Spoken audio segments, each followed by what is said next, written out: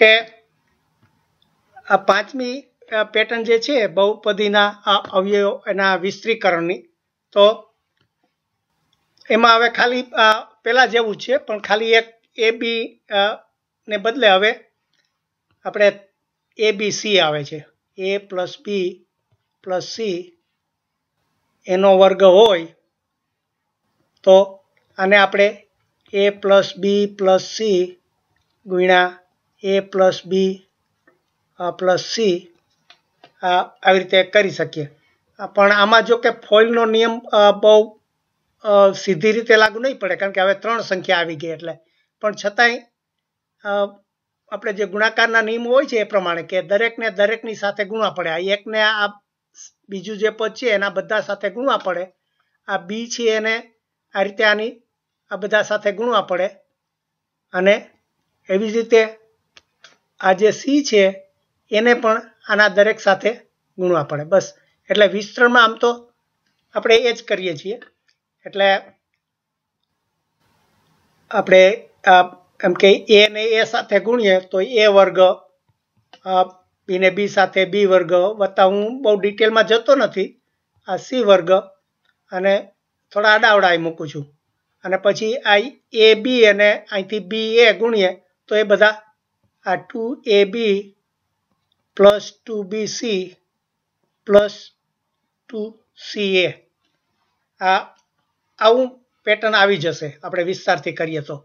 પણ મેં કહ્યું એમ આને વિસ્તરીકરણ કહેવાય.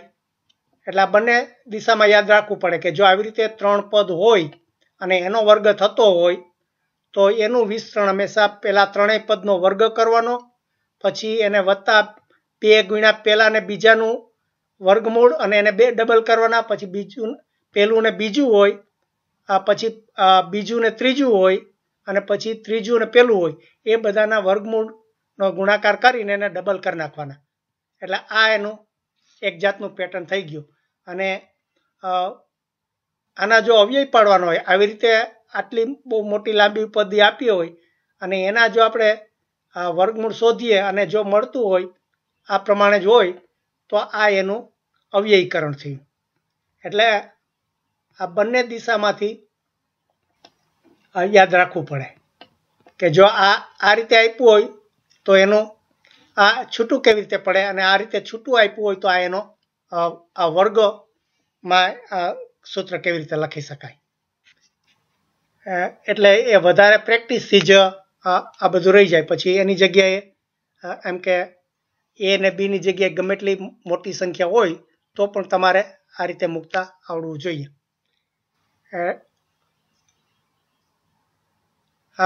હવે જે આગળ શીખાય એમાંથી થોડું એનો ઉપયોગ કરી અને આગળ ચલાવે છે. જે આગળના 4 છે એના ઉપરથી આ છઠ્ઠું છે એ શું છે કે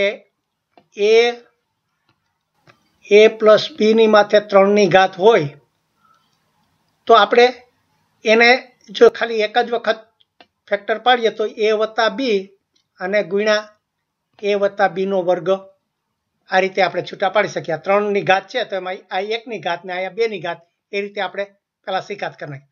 હવે આ કરી નાખ્યા તો આ પછી આપણે પહેલું જે સૂત્ર હતું એ પ્રમાણે જ આવી ગયું. આપણે જે પહેલું પેટર્ન હતું કે એ પ્લસ બીનો વર્ગ હોય તો એનું વિસ્તરણ એ વર્ગ વત્તા 2ab વત્તા બી સ્ક્વેર આવું થાય.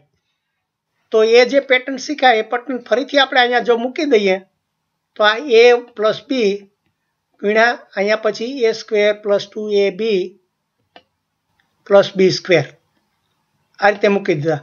અને આને ફરીથી આપણે આ બધાનો જો ગુણાકાર કરતા જઈએ કે આ દરેક એકને સાથે બધા 3 3નો, આ એની સાથે આ 3 3નો ગુણાકાર, પછી બીનો આ 3 3ની સાથે ગુણાકાર, એ રીતે જો આપણે એ છૂટું પાડતા જઈએ તો એનો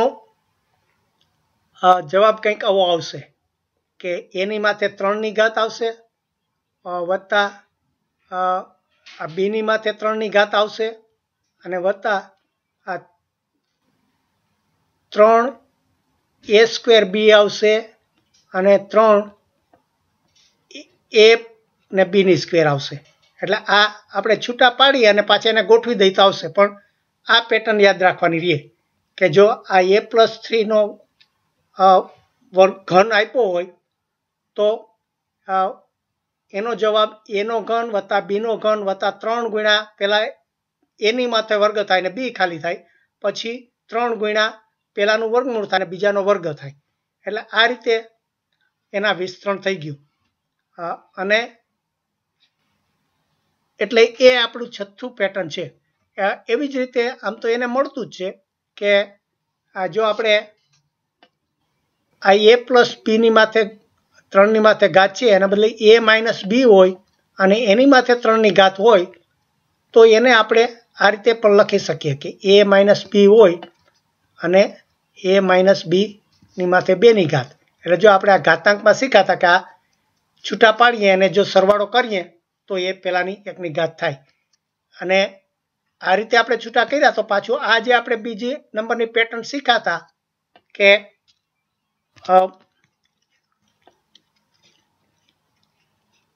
એટલે આગળની જે પેટર્ન શીખ્યા કે a - b નો વર્ગ હોય તો એનું પેટર્ન આવું હતું કે a² - 2ab + b².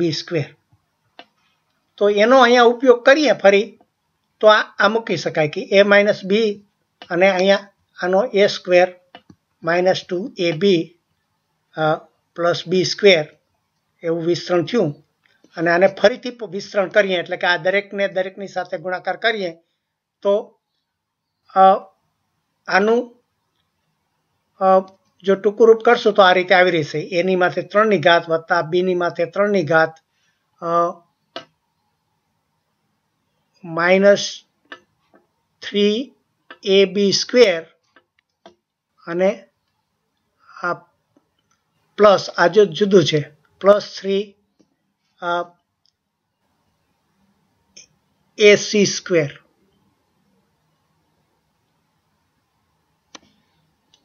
ના આ a²b + a²b થાય અને અહીંયા અરે માઇનસ પ્લસ a²b થાય અને આ -3ab² થાય. એટલે આ જેનું આ બીજું સૂત્ર આપ્યું છે આ 7મું એમાં આ રીતે. એટલે એ પણ પછી બધું યાદ રાખવું પડે. અને એને ફરીથી વધારે ટૂંકા રૂપ આપ્યા છે કે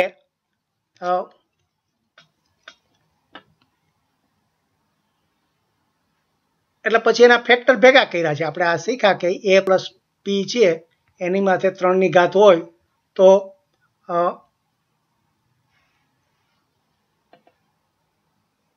આપણે આ શીખ્યા હતા કે આને એની માથે ઘાત વત્તા 3a²b વત્તા 3b²a વત્તા આ બીની માથે 3 ની ઘાત. આને ફરીથી આપણે જો ગોઠવીએ જુદી રીતે તો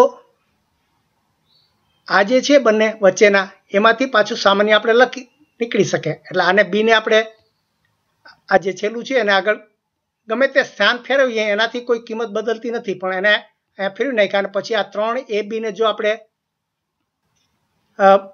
સામાન્ય કાઢી લીધા હોય ફેક્ટર આ બંનેમાંથી, આ જે બંને વચ્ચેના છે એમાંથી 3ab સામાન્ય નીકળે બહાર કાઢ્યા હોય તો આ a+b વધ્યા.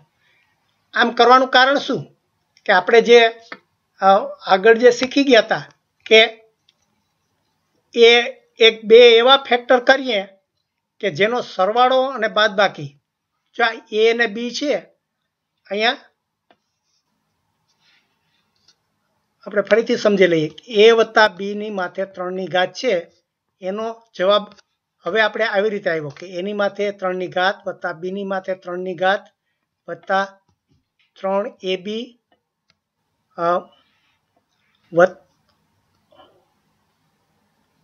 3ab અને એને ગુણ્યા a+b. એટલે જો આ આપણે બે જ આંકડામાં a અને b માં બધું સમાઈ ગયું. એટલે અહીંયા એ બીનો ગુણાકાર છે, અહીંયા બેનો સરવાળો છે. એટલે એક જાતની એ પેટર્ન થઈ. એ પેટર્નનો આપણે જ્યારે દાખલા ગણીએ ત્યારે કોઈ પણ બે રકમ આપી હોય તો આવી રીતે એનો વિસ્તાર કરી શકીએ આ ઘન સુધી. એટલે એનું આ બીજું સ્વરૂપ થયું આનું. એવી જ રીતે આ જે 9મું છે, આ 9મું એમાં પણ બસ આપણે જે આ 6થું પેટર્ન, આ 7મું પેટર્ન શીખ્યા એનું બીજું સ્વરૂપ છે કે a માઇનસ બી નું માથે ઘાત હોય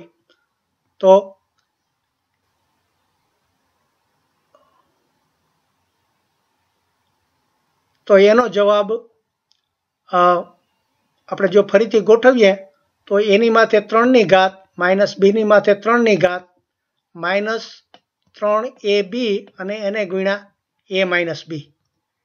એટલે આવી રીતે અહીંયા બધે પ્લસ હતું, અહીંયા આ માઇનસ થાય. એટલે આ તો એના આવી રીતે અવયવ પડે. એટલે આ બંને સરખા જ છે, ખાલી નિશાનીઓ જુદી છે. એટલે એ રીતે એ પણ એક જાતની પેટર્ન એની થઈ. અને જે છેલ્લું છે 10મું એ એબીસીને એટલે વધાર્યું છે, એટલે વિસ્તાર કર્યો છે કે ખાલી એ અને બીનું નહીં પણ આપણે સાબિત કરી શકીએ, પણ અહીંયા કરતા નથી. પણ એમ કે એનું જો વિસ્તાર કરીને ગોઠવશું તો એ રીતે ગોઠવી શકાય કે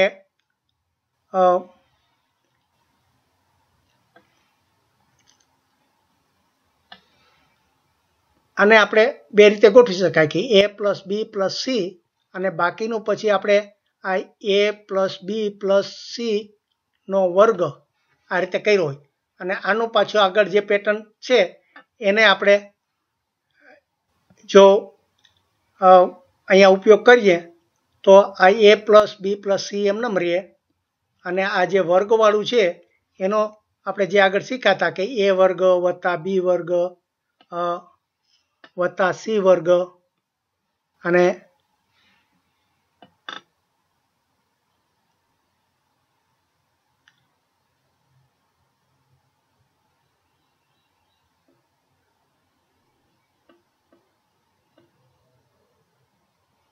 એટલે આ ખબર નથી આ માઇનસ એ બી માઇનસ બીસી માઇનસ એસી ક્યાંથી આવ્યા. પણ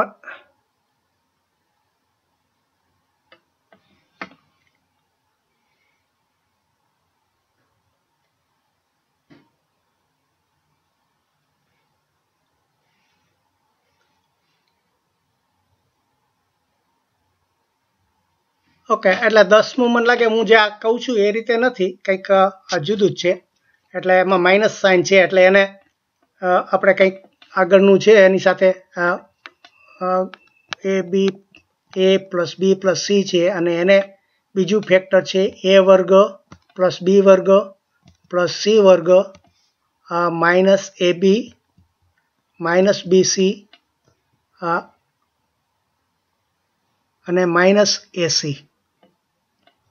આ રીતના જો બે ફેક્ટર હોય તો એનું આપણે વિસ્તરણ કરશું તો એનું સાદું રૂપ આવું આવશે કે એની માથે 3ની ઘાત વત્તા બીની માથે 3ની ઘાત વત્તા સીની માથે 3ની ઘાત અને માઇનસ 3abc. જો આ આપ્યું છે એના કરતાં ઘણું ટૂંકું થઈ ગયું. એટલે ઘણી વખત આપણને લાગે કે વિસ્તરણ છે એ મોટું થાય અને અવયવીકરણ નાનું થાય, એવું નથી. અવયવ એટલે હંમેશા બે વસ્તુના અંગો, બે અંગા. એટલે જો આ બે વચ્ચે ગુણાકાર જ છે, આપણે આ એક એનો અવયવ અને આ બીજું અવયવ, એટલે આ બીજું અવયવ લાંબુ છે, એટલે આ એના અવયવ, એટલે આ એનું વિસ્તરીકરણ થયું. આ વિસ્તરીકરણ થયું એટલે એનો વિસ્તાર થવો જોઈએ એમ આપણને લાગે, પણ એવું નથી. જો અહીંયા ઓછા પદ થઈ ગયા, અહીંયા કેટલા બધા આ 3 ને 3 6 ને 3 9 પદ હતા, એને બદલે અહીંયા આ 4 જ પદ થઈ ગયા, 3 ને વત્તા 4. એટલે આ 4 પદનું એનું વિસ્તરણ થયું. અને આ 4 પદ વિસ્તરણ, 4 પદનું વિસ્તરણ હોય એનું અવયવીકરણ 9 પદનું થઈ ગયું.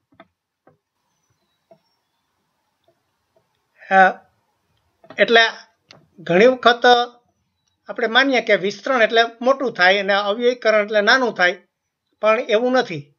તમે કયું પેટર્ન વપરાય છે એના ઉપર એનો આખો આધાર છે.